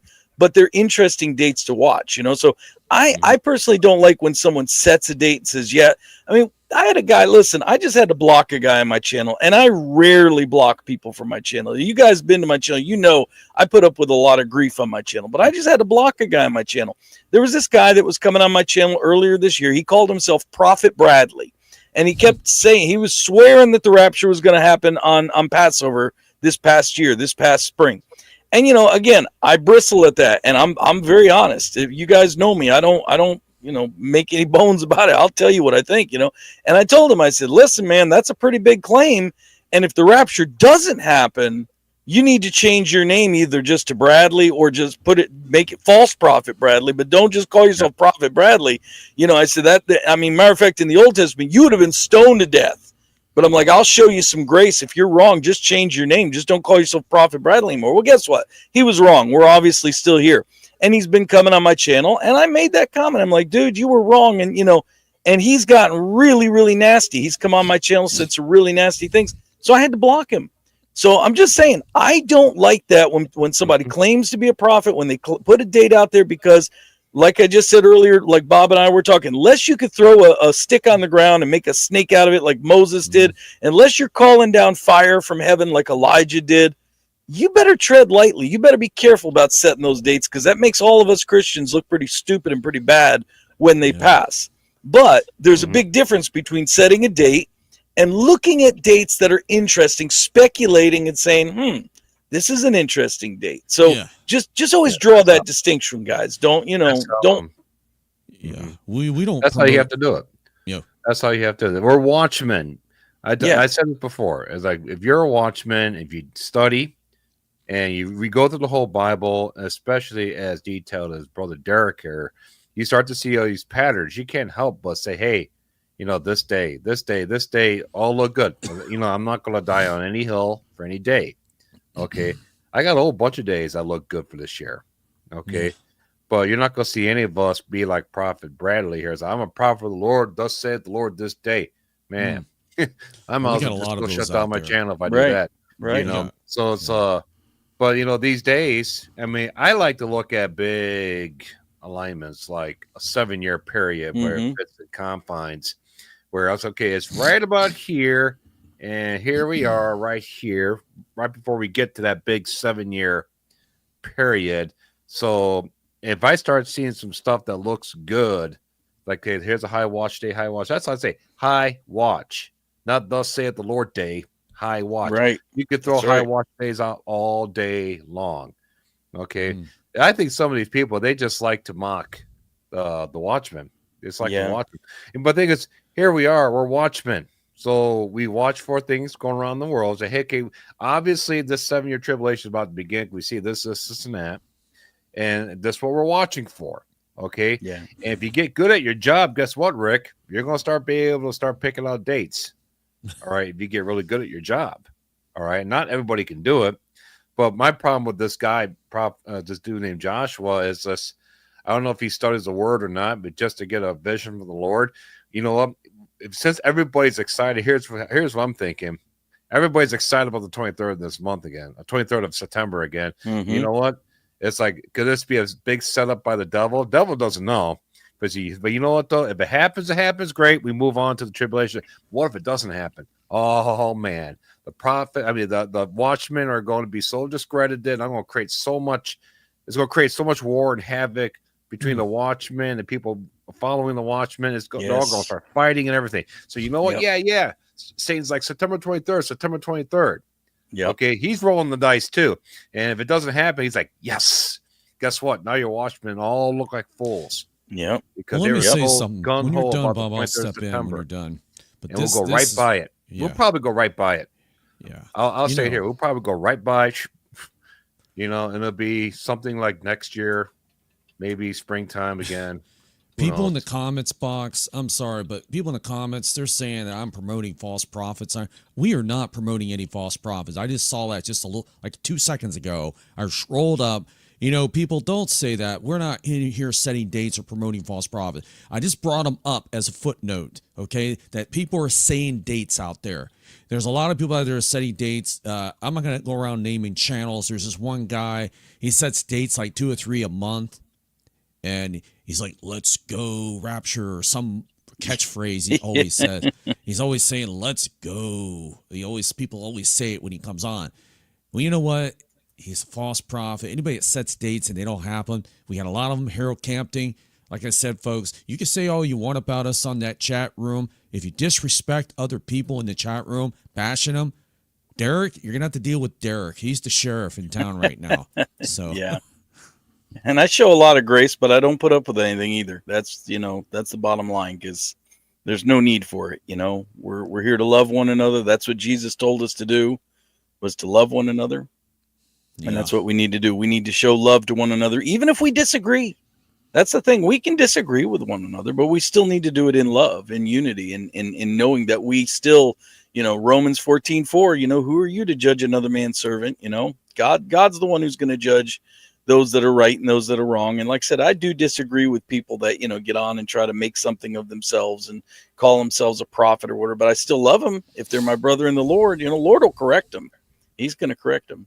But, yeah, it does. It makes us all look bad when these dates fall, because there's people out there. Here's the problem. There's people out there right now, and there's some right now, I'm sure, listening to this show right now, that are on the fence, that are like, I've heard about this Christianity thing. Let me see what these guys are all about. And they're on the fence. And they're wanting to know if what we have to say is true. This is why I know Bob and we've had this discussion before too, about like when our kids were little, I don't know, Bob's kids might still be little. I don't know how old his kids are, but like when my kids were little, I had kind of a debate with my wife and my mom over the whole Christmas thing. Like, I'm like, I don't want to tell my kids there's a Santa Claus and then someday they find out, I was BSing them, because then they're going to wonder what else was Dad BSing me about. I want to speak truth all the time. By the way, if you're a little one and I just told you there's no Santa Claus, I'm sorry for that.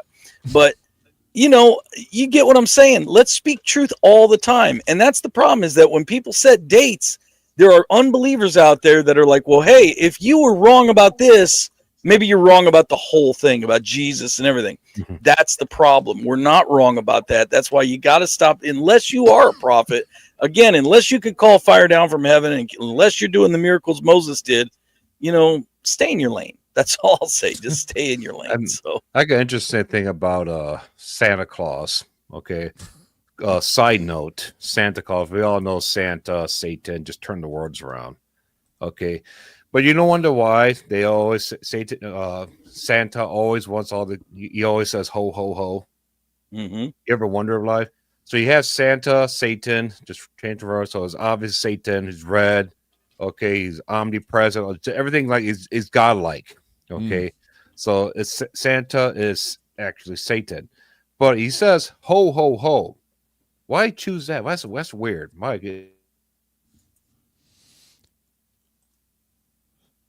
Bob, just sounded right. No, you know what it means. What he says ho, ho, ho.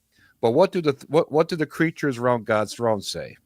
Holy, holy, holy. That's what he's mimicking there. So you got the creatures go holy, holy, holy, and where's he go? Ho, ho, ho. I thought about that last week. I was like, oh yeah, that's right. I was wondering. Sometimes God just drops me one like that sometimes. Yeah. Well, yeah. Santa flies across the moon at night. It's a pagan. It's a distraction from the real deal. Just like they say, hey, look at the Easter bunny over here. You don't need to be looking at the cross. Ha ha! I'm over here. Let's go find some Easter eggs. A distraction. Just like he did with Santa. Right on there. He did it on that day too. That's all a tactic from the devil. He's using it, folks. Stop doing that. You focus on the real reason. Jesus is the reason for Christmas. He is the reason. Don't even call it Christmas. Call it Jesus. The day we celebrate that day. Okay? Mm-hmm. Absolutely. Kind of switching gears here for a little bit. We got all this flooding still going on right now. All right. And I talked about last week where a lot of the radar stations, they're shutting them down now. These are public radars that we depend on to track weathers and stuff like that. And you got YouTube channels that use these public radars, and they access them, so they kind of do their own weather channels on the YouTube channels and TikTok. All right. Well, a lot of them are shutting them down now, or what they'll do is they'll shut them down when all the weird stuff happens, and they'll turn them back on. So also these storms will just come out of nowhere. So they're trying to hide everything. All right. But here's another thing too. I'm watching now, people on TikTok are reporting that people's weather apps are not working anymore either.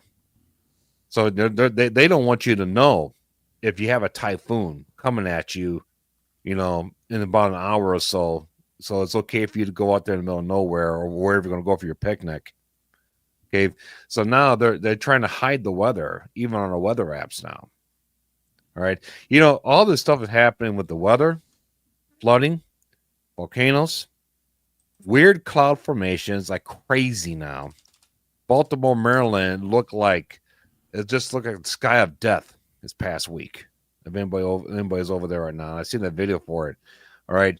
It just, this reminds me of? It reminds me of the movie The Core, which a lot of us have seen. And what happens was in the movie, the Earth's core stopped rotating. Okay. And all this stuff started happening all around the Earth. And nobody knew why. Because nobody, except for a handful of people, knew the Earth's core stopped rotating. But the news stations, everything was just lighting up. Well, what's going on? All these weird weather stuff that's happening. Volcanoes and electromagnetic fields, flooding, all this weird stuff. These storms, lightning. What's going on? Is that climate change, all the stuff that we're going through right now is kind of like that. All right. So it makes you wonder, it's do they know something is happening to the Earth right now that's Armageddon-ish? Yeah. And that's why we're seeing everything happening right now. And we're reporting on and talking about it. And there might be a handful of people on this planet that know exactly what's going on and exactly what's coming. Because don't forget, we still have those Deagle reports this year. All right. We only have about 5 months left. About 5 months left. Be able to fulfill these Deagle reports. Just saying. That's kind of like where we're at right now. I mean, everything that's happening around the world. I mean, it doesn't stop. No. Absolutely doesn't stop. And the worst thing is we're not even in hurricane season yet. Well, I know, Rick. We're not even in hurricane season yet, and all this flooding's taking place right now. Yeah, it's bad. I can't imagine. It's like worse than hurricane season right now. Yeah, when's the last time we've seen something like this before hurricane No, we have season? not like this. No, because if we're in that final year, if we are, just throwing that out there, God's really wants to show us watchmen, especially this is how bad we're gonna get. And then I'm gonna probably pull my church whenever he's gonna do it. We hope it's this year. Yeah. Last year the hurricanes didn't all start lining up and coming at us until the middle of September, October. So, yeah, we got all of August. We might get one in August, but I think they'll all start they all line up. You'll see 1, 2, 3 in a row on the Atlantic or the ocean out there, lining it heading to Florida, because Florida gets the first hit every time, and I'm right in the path of it. And we got hit last year good. We were sitting in the dark for 2 days here at the house. It was kind of fun in a way, just kind of camping out, little fire, little candle, just sitting there talking about Jesus, reading the Bible, whatever, But, after a couple days without power, you're like, okay, let's turn the power on, guys. This is getting ridiculous. But, we had a little bit of we had our little generator and stuff running, but still, folks, Bob made a good point. This is already bad with the weather. Imagine what it's going to be like when we get our first hurricane, how bad the floods will be. And if a hurricane hits an area that's vulnerable to floods, imagine what it's going to be like this time around. The waves will be roaring. That's what Jesus said. So, it's funny. It made me think of something like you're sitting there after 2 days, sitting there's no power. It's like, man, it's time to start eating those steaks. Everything's thawed out in the freezer, man. Time to start eating all the steaks. Oh yeah. Well, we had our fridge plugged up to an electric generator. We have a generator. It's battery powered right next to the fridge. Whenever that goes out, we just hit that button. It turns it right on. We don't use gas generators anymore. We use battery powered ones. Way better. No hassle. Yeah. All those people going to the gas station, no more. I mean, we get our car. I fill up the car way before that, just kind of be ready. But the generator thing, I see people loading up their whole truck with 4 or 5 gas tanks, Absolutely. You know what? Let's spend the last, let's see, it's 10:07 now. I can't believe this show's almost over already. It just went by really fast. let's do 10 minutes, maybe 10 minutes. Do 10 minutes of questions, and we'll do closing thoughts. So anybody got a question for us, go ahead and throw it at us. We'll answer them for 10 minutes, okay? And we'll do our best. Mentioned here Yellowstone National Park. The animals are still clearing out. Okay, what Jesus said, in the days of Noah, so shall also be in the coming Son of Man. All right. So what happened in the days of Noah? There was a coordinated, strange mass movement of animals. Okay. What are we seeing right now? A coordinated, strange mass movement of animals. Get into a safe location, just like they did back in the days of Noah. Oh, yeah. All right. And we're seeing flooding. Now, the promise is not to flood the earth. All right. Not to do a reset on the earth with a flood or with water. He's going to do a reset with fire. All right. I always love that too, because first came the water baptism, then comes the fire baptism. You know, so I always love that big water. Just God baptized the whole earth in water. It did a reset, and that's what happens at a baptism. We're not saying water baptism will save you. We're saying the faith in Jesus Christ, finished works, and here you are baptized by fire.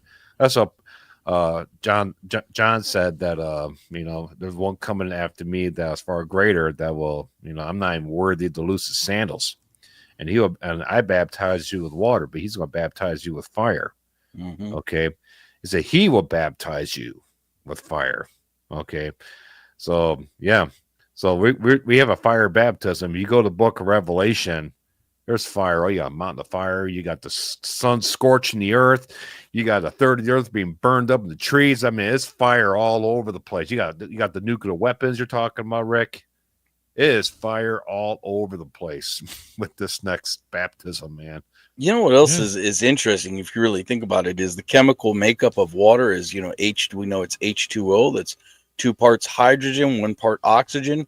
If you separate those and break those apart, those are both very flammable gases. I mean, both of those would explode and ignite really, really fast. So, yeah. Well, if you're really smart, Derek. You're bringing up a whole bunch of stuff every time. Scientist there. You're talking about something else that you were talking about last week. I was like, man, he knows about all the quantum computers. You're talking about. You're breaking down like quantum computer works. I'm like, yeah. And where'd you get this guy, Rick? I research a lot of stuff out. I just find things interesting, and he's an ex-Lockheed Martin worker, guys. That's the secret. I kept it all this time. He used to work there. He's like, I bale hay all day and work on the farm. I do that by choice. I stressed out with all that other stuff. Those other jobs stressed me out, man. I wanted to just live the farm life. Answer this one. It's like a no-brainer. Elon Musk, the false prophet. I don't know. I don't know if he's the false prophet. He's certainly. Let's put it this way: he's got a long way to go. Here's a straightforward one for Bob Barber.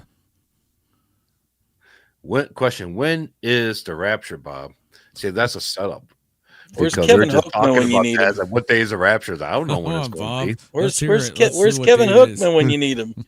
Rapture's on the day of the rapture. That's right. I would, if I knew for sure, of course I would tell everybody. Here's the thing: if the Lord came and told me, and if I came and told you guys would probably say, you know what? I known you for a long time, Bob, but yeah, I'm not going to stick with you on this one. But I was like, I just talked to Jesus last night. He told me. Oh yeah, nobody's going to believe me. Would really get a lot of subscribers.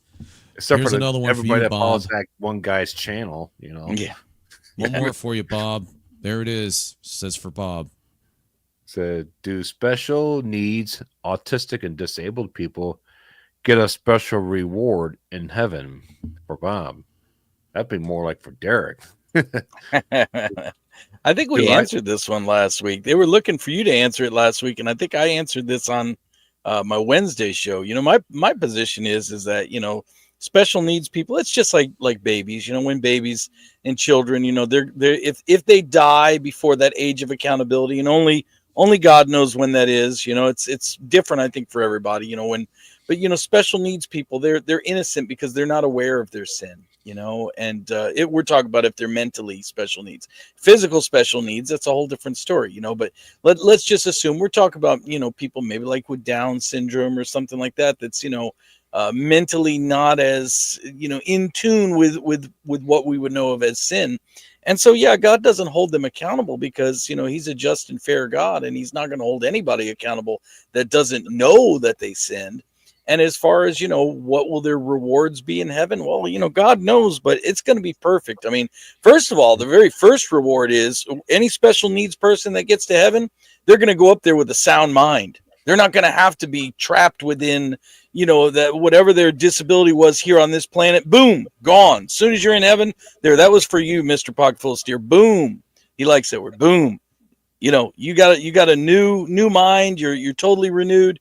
And God is fair and God is just, and he's going to see what your heart motivation was. That's the amazing thing about God is, we can do a lot of different activities and think, oh, we're doing good works. But unless your heart lines up with that too, unless you're doing it for the right motive.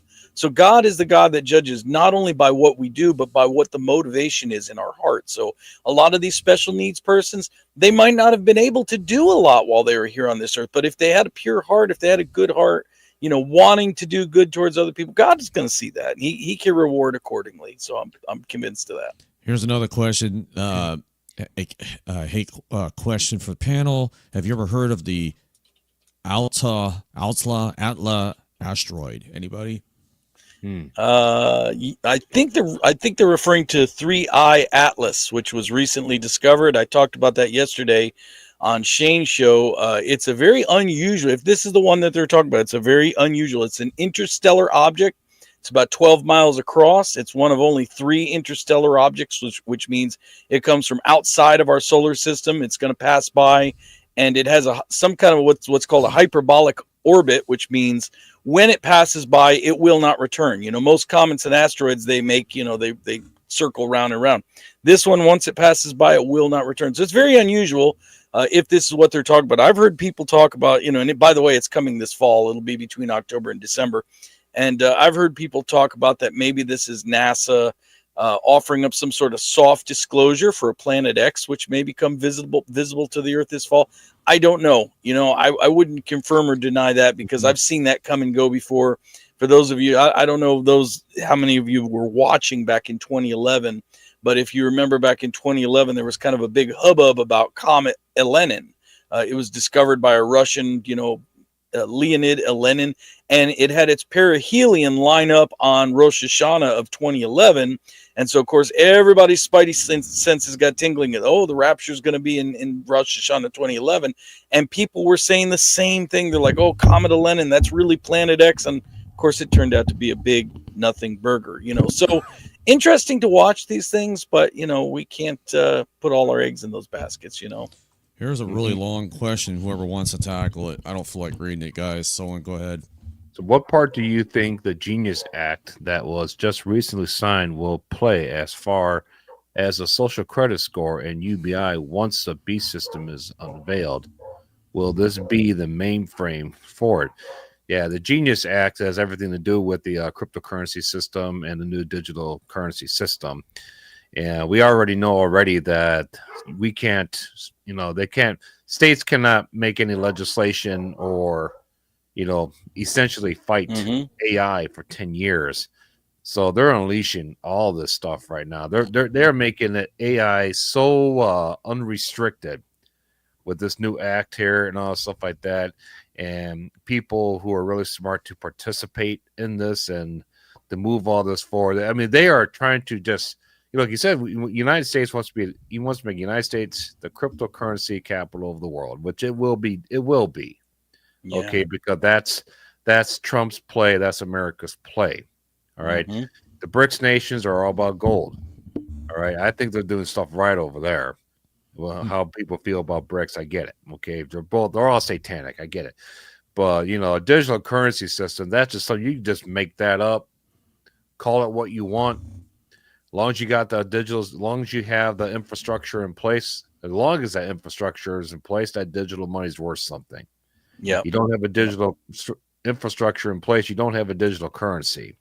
And they want to blow this digital infrastructure off the map over the next 2 or 3 years with these data centers powered by their own nuclear power plants. Okay, so this Genius Act here is part of the legislation that will make these data centers possible. Mm-hmm. All right. So it's not good. the other thing too is, in conjunction with that, let's not forget, I can't ever pronounce it right, but I think it's called Palantir or something like that. It was done by Peter Thiel. They've been contracted by Donald Trump to form a database on every American. It's called Palantir, I think is the name of the company.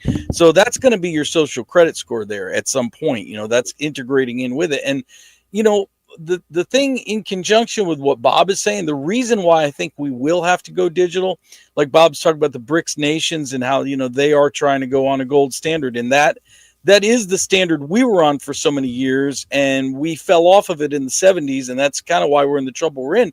But honestly, I don't know that, like, the BRICS, they're trying to kind of, like, how, like, sometimes you can't go back, you can't, like we could say, oh, let's go back to the policies of Ronald Reagan. Ronald Reagan's policies were great for the 80s. I don't know that they would work in 2025. So sometimes you can't go back to the old way of doing things. And the problem with BRICS is even if they're going on the gold standard, my understanding is, I could be incorrect, but my understanding is there's not enough gold in the world to pay for all the debt that the nations of the world have accrued. So what do you do? Even if you've got all the gold in the world, what good's that do you if it doesn't? So this is kind of why they have to go digital, because it's the shell game. It's like, hey, watch this hand, watch this hand, watch this hand. Okay, we reset the debt. That's why I think it's going digital. Mm-hmm. Plus, we go and think about this stuff too. What Rick was talking about at the beginning of the show, all the nuclear wars and everything like that. Look, the nuclear war, that's part of the reset of the digital currency. Yeah. Okay, we're not going to have 8 billion people using digital currency. Their plan is to have 500 million people using digital currency. Well, that nuclear war would wipe out the digital infrastructure too. It could wipe out everything. We've never had a nuclear war before. It could blow up everything. They have underground stuff too. Well, I mean, our cables are in the seas. I think they're. Look, they have to keep some of it operating because the mark of the beast runs on this thing. Yes, exactly. Yeah, imagine that. That'd be just like the Terminator movie. The whole world is in ruins, but they still have that infrastructure to run the AI bots in a central nerve center and wherever that's going to be. Skynet still lived even through a nuclear war. Mm-hmm. We got one more question, then we're going to wrap up, guys. Say real quick too is they're doing like fiber optic lines all over the place, all over the country now. Look, these lines are far underground. And they're protected by like metal and concrete and everything. Yeah. You have a nuclear detonation above ground, it's not going to affect those pipes and those fiber optic lines. No. The infrastructure will be there, but you got to reset the towers and do something different. But you do have the satellites already in place too. So there might be some rebuilding with towers, but they'll make it work. Even a nuclear war, it won't wipe out everything. Even if you had a grid down, the fiber optic lines, they transfer information. They're not power, they're transfer information. So if the infrastructure is still there, all you got to do is rebuild the towers and you're back online again. It might take a while for them to do it.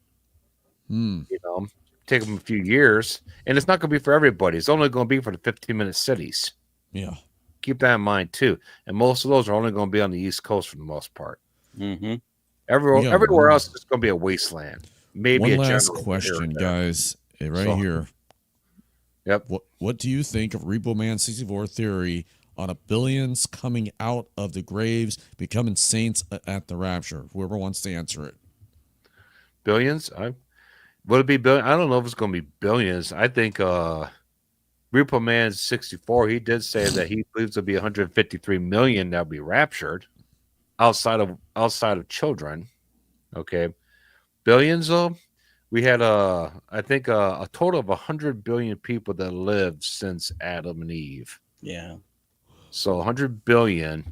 And so I wouldn't, if you do about 3%, that'll be 3 billion people that'll be resurrected. If 3% made it, which is being kind of low, maybe 7%, there'd still be billions of people. Okay. Well, we don't have the exact number or so, but I'm just saying that it's going to be, like I said, the heaven said that the gates will be narrow to heaven and the road is broad to hell. Yeah. Scary talk land is wide open for business, folks. Well, the road's narrow because you have to go through Christ. It's not You know, if you have Yeah. if all roads led to heaven, that'd be a pretty wide opening. Yeah. The road is narrow because you have to walk through a man. You have to go through Jesus. That's why it's Right, narrow. right. Yeah. Now you can send about 10 billion people right through Jesus' the speed of light. You know, it'll still work. Okay. But the thing is it's narrow. Jesus, I'm the way. It's a narrow way because you have to go through Christ. You have to go through Him. How many people? You know, if he's standing there on a road, right in the middle of a road, Rick, how many people can walk right around him? But if the path is like if he's standing in the middle of that path, Yeah, that you can't makes walk sense. around him. You can't walk around him. The Yeah, only Satan thing that basically he keeps it wide open for everybody, but you don't have to. the really only go thing through that anybody. makes it kind of like you know, where I have a little bit of a difficulty with it is I think we get in this mushy middle, you know, where like we're talking about sleepy Christians awaking to, you know, go through the tribulation, where I'm more of a black and white guy. To me, you're either a Christian, and if you're a Christian, if you're a true Christian, you go in that first resurrection, you're joined to Jesus in his resurrection, and if you're alive and remain, you go in the rapture. Black and white. If you're not a Christian, then you're not saved and you appear before the great white throne. Now, those are the two resurrections we know of. Now, is there stuff in between? You know, is there stuff the Bible hasn't really made clear? I mean, what happens to those people that die in the intermediate, in the tribulation? You know, the 144,000, the two witnesses. There are things that we could kind of play around with a little bit and kind of guess at a little bit. And, you know, like I said, I talked to Mike about this last night when we were on Shane's show, and I said, listen, you know, I will kind of almost entertain anything, because one thing I'm painfully aware of is anytime we get too dogmatic with our interpretation of prophecy, because this is still prophecy, the resurrection, still prophecy, hasn't happened yet. Okay. It's still prophecy. Anytime we get too dogmatic about our interpretations of prophecy, we risk having God make us look like a fool when he decides to do something else with his word that we didn't understand. As much as we understand his word, we got to understand he understands it better. He knows how he's going to fulfill it. So I would not poo-poo Mike's theory. You know, again, me personally, I look at it more as a black and white thing. I probably don't hold to that as much as he does, but I wouldn't like totally throw it out, you know, and say, no, there's no way it could happen. That's just kind of how I feel about it. Yeah, we got 5 minutes, guys, to do our closing thoughts. I will start with Derek. All right, closing thoughts. As always, guys, you know, I mean, the stuff that we're talking about here, we're not talking about it to try to set dates. We're not trying to amp anybody up for something that may or may not happen. We're just kind of trying to always keep on the forefront of your mind how close it is. We don't want you to join in with the mockers and the scoffers, like Peter says, that say, where's the promise of his coming? You know, all things have gone on since the fathers fell asleep, because that's unfortunately what a lot of people are doing. They're falling into that, where it's like, you know, it's called normalcy bias. It's like, well, because today was pretty normal, I'm assuming tomorrow is going to be pretty normal. You don't know what tomorrow holds. You know, tomorrow could hold anything. And just looking at what's going on in the world, you know, we can only assume it's got to be pretty close. So just be awake, be aware. When we look at some of these things, I mean, you know, we're looking at this fall because, again, you know, the Bible says that Jesus Christ is the same yesterday, today, and forever. So, you know, if he logically fulfilled those 3 spring feasts, you know, Passover, first fruits, Pentecost, why would he not fulfill the fall feasts at his second coming? So if his second coming is placed in the fall, because that's where the fall feasts are, that's why they're called fall feasts, then, you know, you just subtract 7 years. We know it's a 7-year tribulation. And that would give us some idea that the tribulation will start in the fall. Now, does that mean the rapture has to happen in the fall? No, it doesn't. The rapture can happen any day. But, you know, if we're looking for the tribulation and saying it's coming up quick, the rapture's even sooner than that. So that's all. Just kind of keep your head on a swivel. Be ready. Just always, you know, make your calling and election sure by just, you know, not only talking the talk, but walking the walk. You know, live your life in such a way that you glorify Christ, and you'll be okay. We'll see you in the clouds when that time comes. Amen. Oh, yeah, you know, we're talking about salvation here. And, you know, I believe just the same way as you do, Derek, because, you know, like you too, I'm a mechanic. And when you put something together and everything's put together right, you know, when you turn it on, this is what's going to do. Mm-hmm. Point A is going to do this to point B and point C, and everything's going to run because how you have it connected there, and everything's put together right. You know that everything works. Okay. Point C is just like, well, the point C is not going to work because it just disagrees or it's not having a good day today. No, everything's set up. It's going to work. So the Holy Spirit indwelling in you is the gift of salvation that you receive the moment you believe. That's Ephesians 1:13-14, Ephesians 2:8-9, Ephesians 4:30. Okay. So that is the work that God does in you the moment you believe and trust in Jesus Christ's finished works at the cross for your salvation. All right. So that work is done immediately. At some point in your life, when you believe that, what happens essentially is this. Imagine you being God and you're on this big ship and you're big and strong. Okay. And all these people are in the water getting ready to drown. And one person yells out, I believe, I see what you're doing, I believe. You throw them a life preserver and there's a big rope attached to the life preserver. The life preserver goes on them and it attaches and seals it so they can never get out of it. They're stuck in that thing. And they're floating there in the water. And more people start calling out, life preserver, I believe, I believe, I believe. And you start casting all life preservers to those people and it gets on them, boom, attaches. And they can't get out no matter what. So it secures them. All right. So when the rapture resurrection takes place, now you have all these people, just hundreds of thousands, millions and billions of lions, all connected to all these people. Okay. All of them believed. Okay. So when the rapture takes place, what do? It's like, well, I'm just going to throw a few of these ropes away and only pull this side in. No, he's going to pull them all. He's going to give it all one big yank. He's going to yank them. And everybody's attached to those life preservers. They're all going to go flying out of the water into the boat. All right.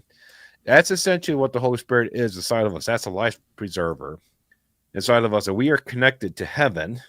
Right now, Apostle Paul even talks about that you place us in heavenly places already. He says it in past tense. Okay, I think it's a book of Romans, I believe. But you put us in heavenly places, and it's past tense. It's already been done. So if God is sitting there on this ship, attached to all of us, the moment we believe, you receive that life preserver, and the day he yanks all of us, okay, that work is what he did. Okay, you can't get out of that life preserver. All right, he's not gonna say, well, you know what, you've been a bad boy, so I'm just going. He holds on to it. He seals us until the day of redemption. That's right. And he's going to pull every single line, all those lines wrapped up in his hand. He's just going to go. And we all come out. Everybody that received the life preserver, you're going to be raptured. And the life preserver is the Holy Spirit. Yep. That's the work that God did. God did the rebirth of the work of your spirit. He started it. And the Bible says he'll continue to the day of Christ. And that is when he does the work for your flesh. Amen. Right? And you know what? That's the work he starts and the work he finishes. The Amen. Bible does not say he starts that work and he continues it to the day of Christ unless you screw it up. That's right. That does it. That's right. No. God will keep his promise. He alone gets the glory. He alone gets the glory. I always like to use the example of two balloons. If you had two balloons in your hand and picture two balloons that I'm holding two balloons, one of them is filled with helium, the other one's filled with air. Okay. And you know what happens when you let go of the one filled with helium, right? It goes up. What happens when you let go of the one filled with air? It just sinks. They might look the same on the outside, but it depends on what's filling them on the inside. And that's that Holy Spirit. If you've got two balloons, the one with the helium, that's the Holy Spirit. As soon as God says it's time to go and let's go, everybody that's filled with that Holy Spirit is going up just like that balloon with the helium. And if you're just calling yourself a Christian, but you don't have the Holy Spirit because you never really gave your heart to Jesus, you're like that balloon that's just going to sit here on the ground. Well, guys, this is it. We're wrapping the show up. I like to thank everybody for tuning in tonight. Just quickly, my closing thoughts. I tell you right now, all I'm going to say is this: you need to come to the Lord's Supper table tonight, because the rapture can happen anytime. It doesn't have to wait till September. It doesn't have to be on a set date. It can happen anytime. It's imminent. The Bible says it's imminent. So why don't you be ready for an imminent event by accepting his pardon on the cross and saying, Jesus, I love you. I want you to be my Lord of my life, to be the Lord Savior that died for my sin. You believe that he did that for you, and he died and rose again on the third day. You will be saved and sealed with the Holy Spirit. Your feet will leave the ground when the rapture comes. Or if you die, God forbid, you will go straight to heaven instead of going to scary TikTok land or scary talk, because that's a real reality. Yeah. So, yeah, you don't want to meet scary talk. I'd rather go to Jesus. So, guys, I love you. Like I said, all eyes is on September right now because of this deadline that's coming. The September alignment is here. It's coming up. It's going to get here really quick. We're almost done with this month already. Can you believe that? And we're going to blast straight through August like nothing. So I feel like 2 weeks. And then here we are, the deadline. We're going to see what that does. Remember, the great Satan missile is out there, folks. Russia's got it pointed at us right now, you know. And, you know, if only one tactical nuke goes off, that's our ticket out of here. We know it is. Guys, subscribe, hit like, share. Please subscribe to all these panelists. These guys are absolutely awesome. Check them out. Check out Bob Barber's new show, Dreams and Vision Watch. Okay. Check out the trailer on my channel. He's got some great fine work on his channel. And Derek's channel, check his channel out. He's got great deep insights on the Bible. You got questions, he's got answers for you. Listen to his sermons, they're really good. Both of these guys are really good.